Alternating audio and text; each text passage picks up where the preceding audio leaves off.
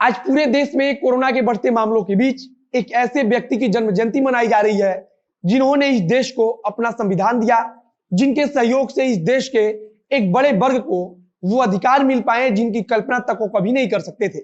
एक ऐसे करिश्माई व्यक्ति जो पत्रकार भी थे, संपादक भी थे, राजनेता भी थे और शोषित वर्ग को अपना हक दिलाने के लिए समाज सुधारक भी बन गए थे। एक ऐसा व्यक्तित्व जिनके नाम और काम की चर्चा हर राजनीतिक दल हमेशा से अपने हिसाब और समय की जरूरत को देखकर करता रहा है। अब आप समझ चुके होंगे कि हम भारतीय संविधान के निर्माता डॉक्टर भीमराव अंबेडकर साहब की बात कर रहे हैं। आज डॉक्टर भीमराव अंबेडकर की जन्म जयंती है और इस अवसर पर सरकार से लेकर अलग अलग राजनीतिक दलों द्वारा कई कार्यक्रम आयोजित किए जाते हैं।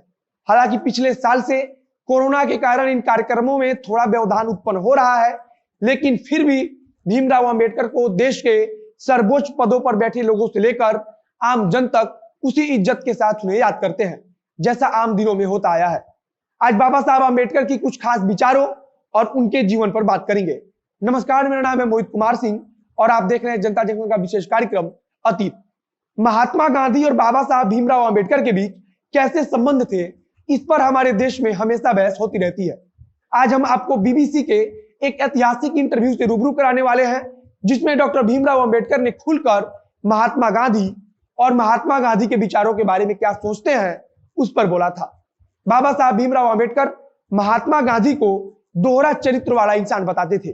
बीबीसी ने अपने इंटरव्यू में डॉक्टर भीमराव अंबेडकर से पूछा था कि क्या आपको ऐसा नहीं लगता कि उन्होंने यानी कि महात्मा गांधी ने मूलभूत बदलाव किए। इस प्रश्न का जवाब देते हुए डॉक्टर अंबेडकर ने कहा कि नहीं, कभी नहीं। उन्होंने इसी प्रश्न के जवाब में आगे कहा कि वे हर समय दोहरी भूमिका निभाते थे। डॉक्टर भीमराव साहब ने यह बात करते हुए कहा कि महात्मा गांधी ने एक हरिजन नाम से अंग्रेजी अखबार निकाला।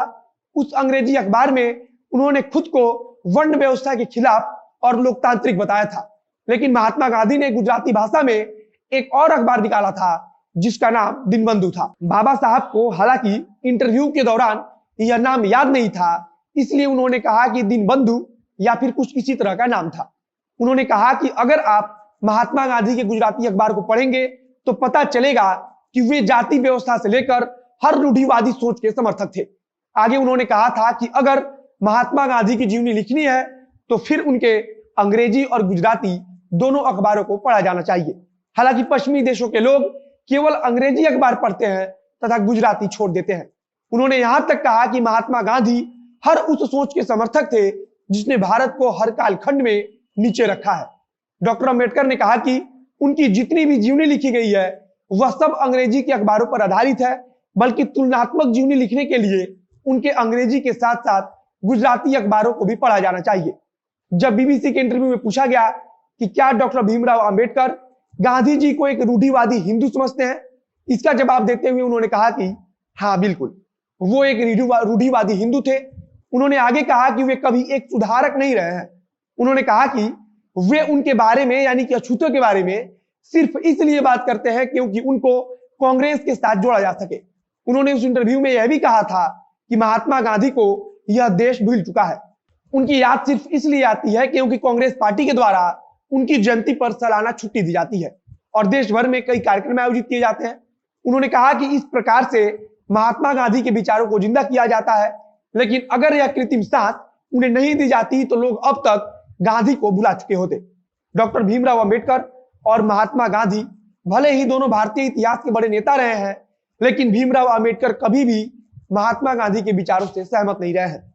अगर डॉक्टर भीमराव अंबेडकर के बारे में बात करें तो उन्होंने भी महात्मा गांधी की तरह अपने विचारों को लोगों तक पहुंचाने के लिए कई सारे पत्रों का सहारा लिया था। सबसे महत्वपूर्ण बात है कि वे ट्रेडिशनल मीडिया के पास जाना नहीं चाहते थे क्योंकि उन्हें पता था कि मेन स्ट्रीम मीडिया किसी भी कीमत पर उनका साथ नहीं देगी। इसका कारण वे मानते थे कि वहां काम करने वाले अधिकांश लोग एक खास किस्म की सोच रखते हैं जो उनके सोच और विचार से भिन्न है। उन्होंने कई पत्रों को निकाला जिसका नाम मूक नायक 1920 में, बहिष्कृत भारत 1924 में, समता 1928 में, जनता 1930 में, आमही शासन करती जमात बन्नार 1940 में, प्रबुद्ध भारत 1956 में। यह सारे उनके पत्र हैं। आज भी देश डॉक्टर भीमराव अंबेडकर की विचारधारा से प्रभावित है और इस देश के संविधान में हर जगह उनके सम्मिलित विचार किए गए हैं। आज उनके विचारों की देन है कि हम और हमारा समाज उन अछूतों को भी मुख्य धारा में जोड़ रहा है जिन्हें कभी समाज में पानी पीने तक का अधिकार नहीं था। आज डॉक्टर भीमराव अंबेडकर साहब की जन्मतिथि पर पूरा देश उन्हें याद कर रहा है। आज की वीडियो में बस इतना ही। वीडियो अच्छा लगा तो शेयर कीजिए, फेसबुक पर देख रहे हैं तो पेज को लाइक कीजिए, यूट्यूब पर देख रहे हैं तो चैनल को सब्सक्राइब कीजिए। मिलते हैं फिर बहुत जल्द अतीत के अगले भाग में किसी नई कहानी के साथ। कैमरे के पीछे खड़े हैं वरुण झा और मैं मोहित कुमार सिंह। धन्यवाद।